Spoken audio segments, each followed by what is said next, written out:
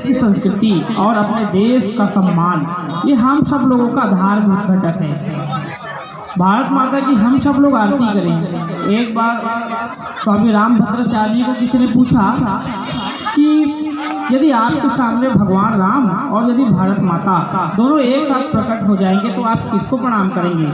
तो रामभद्राचार्य जी कहते हैं कि मैं सर्वप्रथम भारत माता को प्रणाम करूंगा, क्योंकि ये भारत है तो भगवान राम है, भगवान शिव है, छत्रपति शिवाजी महाराज है, अनेक देवता हैं, अनेक महापुरुष है, क्रांतिकारी और संपूर्ण समाज है, क्योंकि ये जो देश है अनेक महापुरुषों की जन्मदात्री है।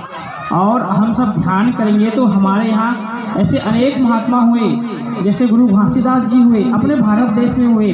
मन के एक समान, सभी मनुष्य समान है, कोई ऊंच नीच नहीं है। ऐसे छत्रपति शिवाजी महाराज हुए जिन्होंने पूरे भारत देश में हिंदवी स्वराज, हिंदुओं का राजपाट, जिसे पर रामराज कहते हैं, उनका भी जन्म भारत देश में हुआ है। ऐसे ही अपने भगवान राम, जिनका हम सब लोग अभी 9 दिन तक के ध्यान कर रहे हैं, उनका रामायण, उनके जीवन के बारे में जानने का प्रयास कर रहे हैं, समझने का प्रयास कर रहे हैं। ऐसे भगवान राम का भी जन्म अपने भारत में हुआ।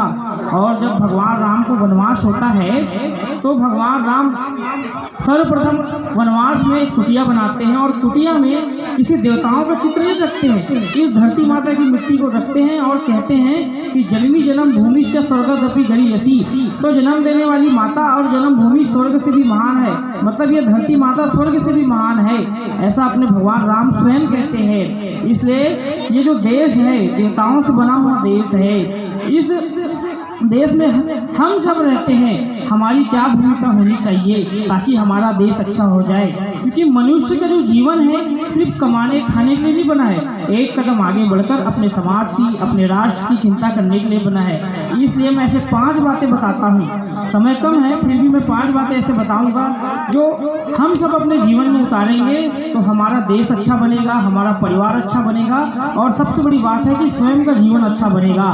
तो पहला बात है सामाजिक समरसता। सामाजिक समरसता यानी क्या है? तो सब समाज मिलजुल कर रहे, सब मिलकर भजन करे, भोजन करे, भ्रमण करे, क्योंकि सभी लोगों को भगवान ने बनाया है, सभी के शरीर में, सभी के नसों में एक ही रक्त प्रवाहित हो रही है, अर्थात भारत माता।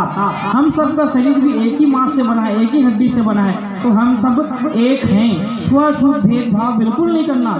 जितने भी समाज है अपने भारत में, जितने हिंदू समाज है, उस सब समाज के साथ मिलजुल करके हम रहेंगे, क्योंकि हमारे यहाँ देवताओं का भी जो एक परिदृश्य रहा है, एक बड़ा परिवार रहा है और विश्व को हमने वसुधा कुटुंबकम माना है। अपना परिवार मतलब पूरा विश्व परिवार है, इसे हम सब लोग मिलजुल कर रहे। समाज में जितनी भी जातियाँ हो उस सभी जातियों के घर हमारा आना जाना हो, भोजन हो और हमारे यहाँ वस्तु विनिमय की परंपरा आदि काल से रही है। इसलिए सामाजिक समरसता हम सबके जीवन में आए। यदि समरसता आएगा तभी हम देवत्व रूप को धारण कर सकते हैं, क्योंकि नर से नारायण बनने की परंपरा अपने भारत देश में है। इसलिए सामाजिक समरसता, सब समाज के लोग मिलजुल कर है, ये हम सबके जीवन में आना चाहिए। कुटुंब प्रबोधन, दूसरी बात है कुटुंब प्रबोधन। पहले अपने हिंदू समाज में अपना परिवार बड़ा होता था, एक एक परिवार में 10-10 लोग, 12 लोग ऐसा रहते थे, दादी नानी का ऐसा बड़ा परिवार होता था, चाचा काका फूफा सब एक साथ रहते थे। अब हिंदू समाज का परिवार टूट रहा है, हम दो हमारे दो, इसके आगे ना हो, घर में 1 बच्चे हो गए तो उतना ही काफी है। कम से कम मानव शास्त्र कहता है कि हमारे यहाँ कम से कम 3 बच्चे होने चाहिए। 2 बच्चे हुए तो हम कम की संख्या में और 1 बच्चे हुए तो विनाश की स्थिति में है। इससे हमारी परिवार की व्यवस्था मजबूत होनी चाहिए। इसलिए हिंदू समाज की जनसंख्या कम नहीं होनी चाहिए। उसके लिए क्या करना? तो अपने परिवार का प्रबोधन करना, सप्ताह में 1 बार भोजन करना पूरे परिवार के साथ बैठकर, और जब भोजन करें तो मोबाइल नहीं चलाना, और भोजन के पश्चात गीता के बारे में, रामायण के बारे में, महापुरुषों के बारे में, अपने पूर्वजों के बारे में अपने बच्चों को बताना, ताकि आपके बच्चे भी संस्कारवान बने। पहले देश में अनेक महात्मा निकलते थे, ये सब महात्मा कहाँ से आए? परिवार से आए।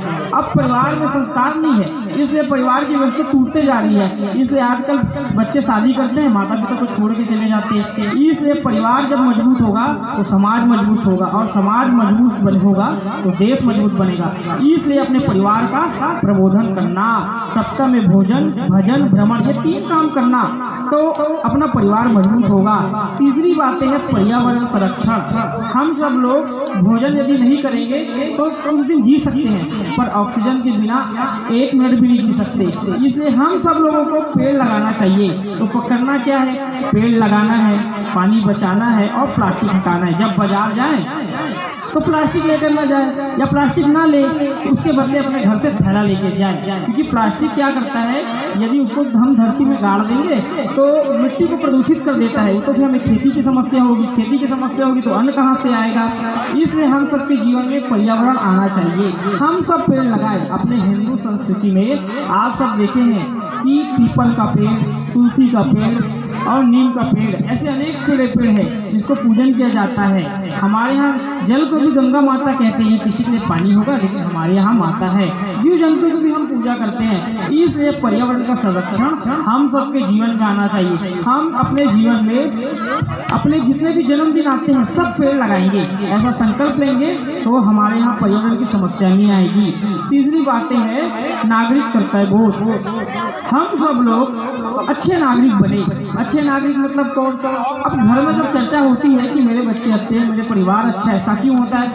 सब आज पूरे देश में, पूरे विश्व में अच्छे लोगों को सकता है। तो नागरिक कर्तव्य के साथ अच्छे नागरिक बनने का हम सबको प्रयास करना चाहिए। तो अपने घर के कचरे रोड में नहीं फेंकना, उसको उचित स्थान पर डालना, नल को खुला नहीं छोड़ना, सरकारी संपत्ति को नहीं तोड़ना, समय पर टैक्स पे करना और अच्छे नागरिक बनने का उदाहरण प्रस्तुत करना। जब अच्छे नागरिक बनेंगे देश अच्छा बनेगा, और जब देश अच्छा बनेगा तो लोग पूछते हैं कि भारत कैसे अच्छा बना, तो उस देश के लोग अच्छे हैं, उस देश के लोग अपने देश की चिंता करते हैं, उस देश के नागरिक अच्छे हैं। तो अच्छा नागरिक बनने का हम सबको प्रयास करना चाहिए। इसलिए नागरिक कर्तव्य बोध और स्वदेशी। स्वदेशी यानी क्या?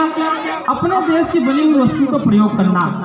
जब हम अपने देश की वस्तु का प्रयोग करते हैं तो अपना देश मजबूत बनता है। अपने गांव का कोई भी व्यक्ति यदि छोटा सा व्यवसाय प्रारंभ करता है तो उसको यदि हम सब खरीदारी करते हैं तो उसको रोजगार देने वाला बनता है, उसकी आय की प्राप्ति होती है और रोजगार देने वाला बनता है। हमारा हिंदू समाज नौकर न बने, रोजगार देने वाला बने। इसलिए अपने भारत की बनी हुई वस्तु का प्रयोग करना, लाइफ बॉय, डिटॉल, कोलगेट, ये सब विदेशी कंपनी है। अपने भारत की बनी हुई वस्तु का प्रयोग करो तो भारत मजबूत बनेगा। ऐसे बातों को यदि हम अपने जीवन में धारण करेंगे तो हमारा देश मजबूत बनेगा, हमारा समाज मजबूत बनेगा, हमारा राष्ट्र मजबूत बनेगा। आप सब लोग भोलेनाथ की जय बोलते हैं, सब लोग भोलेनाथ को लोटा जल चढ़ाने भी जाते हैं। ऐसा भी कहते हैं एक लोटा जल हर समस्या का हल। आपने कभी मंदिर में गए तो ध्यान दिए क्या कि भोलेनाथ के गले में क्या विराजमान है? तो नाग सांप है, ठीक है। और गणेश जी की सवारी कौन है? तो मुसवा है, मूषक। और माता पार्वती की सवारी क्या है? तो माता पार्वती की सवारी शेर है और भोलेनाथ की सवारी नंदी महाराज है। ये सब आपस में एक दूसरे के दुश्मन है पर सब मिलजुल करके रहते हैं। ऐसा हमारा समाज बनेगा तो हम सब लोग ठीक रहेंगे और हमारा घर द्वार ठीक रहेगा।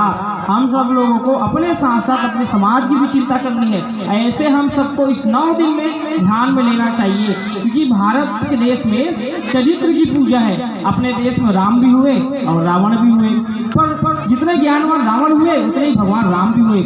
पर हम सब ध्यान देंगे तो भगवान राम राजा थे, लेकिन सोने की लंका किसके पास थी? रावण के पास थी। और भगवान राम की जब चरित्र का हम ध्यान करते हैं तो उनके जैसा आदर्श इस दुनिया में नहीं। और रावण की भी जब हम बात करते हैं तो उन्होंने शिव तांडव स्तोत्र लिखा, और जब अपने रथ की सवारी करते हैं तो नवग्रह पर पैर रखकर सवारी करते, इतने शक्तिशाली थे।